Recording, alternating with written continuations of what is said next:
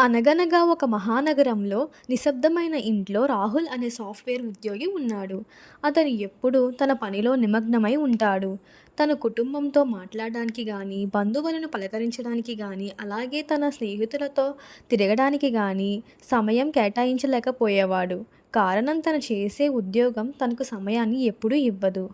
అలా సాగుతుండగా ఒకరోజు తన చిన్ననాటి ఫోటోని చూస్తాడు రాహుల్. అది చూశాక చిన్నప్పటి జ్ఞాపకాలు అన్నీ గుర్తుకొస్తాయి. తన బాల్యాన్ని గడిపిన తన ఊరిలో ఆహ్లాదకరమైన వాతావరణం, ఎంతో అందమైన తన ఇంట్లో, కల్మషం లేని తన కుటుంబం. ఆ రోజు రాహుల్ పరీక్షలకు ఆఖరి రోజు. అలాగే వేసవి సెలవులు ప్రారంభమయ్యే రోజు కూడా. అందరూ ఎంతో సంతోషంగా ఇంటికి వెళ్తారు. రోజు మొదలవగానే టీవీ చూడటం, అందులో పంచతంత్రం, రకరకాల కార్టూన్లు చూడటం, దాని తరువాత మైదానంలో స్నేహితులతో కలిసి క్రికెట్ ఆడుకునేవాళ్ళు.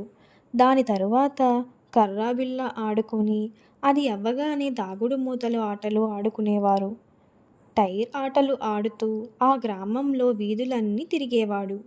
ఆ తరువాత ఒకరోజు అమ్మమ్మ గారింటికి వెళ్ళడానికి రైలు ఎక్కి ప్రయాణం సాగిస్తూ కిటికీలోంచి వచ్చే చల్లటి గాలిని ఆస్వాదిస్తూ, ఇంకా చుట్టూ ఉన్న పచ్చటి పొలాలను చూస్తూ ఊరికి వచ్చాక ఎదురు చూస్తున్న అమ్మమ్మను గట్టిగా పట్టుకొని ఆమె చేసిన వంటలను రుచి చూసి, ఆ తరువాత తాతయ్య చెప్పే కథలను వింటూ ఎంతో ఆహ్లాదంగా ఆ చల్లటి గాలిలో మేడపైన నిద్రపోవడం, ఇవన్నీ ఎప్పుడూ రాహుల్ కళ్ళ ముందు మెదులుతూనే ఉంటాయి. ఉదయం లేవగానే అమ్మ స్నానం చేయమని ఎంత గట్టిగా అరిచినా అది వినకుండా పంపు సెట్ దగ్గరికి వెళ్ళి అక్కడ ఆడుకుంటూ, ఆ తరువాత చెరువు దగ్గరికి వెళ్ళి అక్కడ ఈదుకుంటూ ఆడుకుంటూ స్నానం చేసి ఇంటికి వచ్చాక అమ్మమ్మ తన సంచిలోంచి డబ్బులను తీసి అందరికీ సరి సమానంగా పంచేది.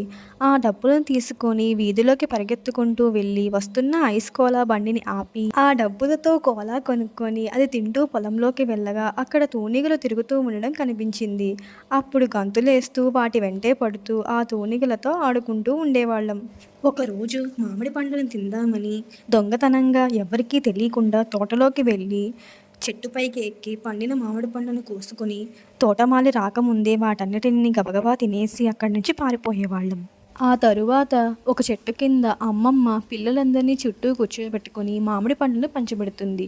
అది చూశాక రాహుల్ తన స్నేహితులతో కలిసి చేసిన దొంగతనం గుర్తుకొచ్చి నవ్వుకునేవారు. ప్రతి ఊరిలో ఒక కులదైవం ఉంటారు. ఎప్పుడు ఊరు వచ్చినా ఆ గుడికి తప్పకుండా వెళ్ళేవాళ్ళం.